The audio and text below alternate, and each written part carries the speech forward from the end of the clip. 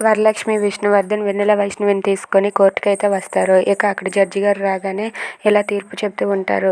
ఏంటి వరలక్ష్మి, విష్ణువర్ధన్ మీరిద్దరూ కలిసి ఉంటారా ఉండరా? మీరిద్దరూ కలిసి ఉండకపోతే పిల్లలు మీతో పాటు ఉండరు. వాళ్ళు కలిసి ఉండాలంటే వాళ్ళు మీతో పాటు ఉండాలంటే మీరు కనీసం ఒక 6 నెలలైనా మీరిద్దరూ కలిసి ఉండాలి అని చెప్పి అంటూ ఉంటుంది. అది విని విష్ణు, వరలక్ష్మి అయితే ఒక్కసారిగా షాక్ అయిపోతారు. ఇక సుధా అలాగే వాళ్ళమ్మ, అజయ్, నందిని వాళ్ళంతా కూడా అలా ఆ తీర్పుని వింటూ ఉంటారు. ఇక జడ్జి గారు చెప్పినట్లుగా మీరైతే 6 నెలలు కనీసం కలిసి ఉండాలి. ఆ తర్వాత పిల్లలే నిర్ణయించుకుంటారు వాళ్ళు ఎక్కడ ఉండాలి ఏంటి అన్నది. అంతవరకు మీ పిల్లలు మీతో ఉంటారు, అర్థమవుతుందా అని చెప్పి జడ్జి గారు అంటారు. అది విని వైష్ణవి, వెన్నెల అయితే చాలా హ్యాపీగా ఫీల్ అవుతూ ఉంటారు. ఇక వరలక్ష్మి, విష్ణు ఏంటి ఇతనితో నేను కలిసి ఉండాలా అని చెప్పి వరలక్ష్మి అనుకుంటూ ఉంటుంది. ఇక వరలక్ష్మితో పాటు నేను కలిసి ఉండాలని చెప్పి విష్ణు అనుకుంటూ ఉంటాడు.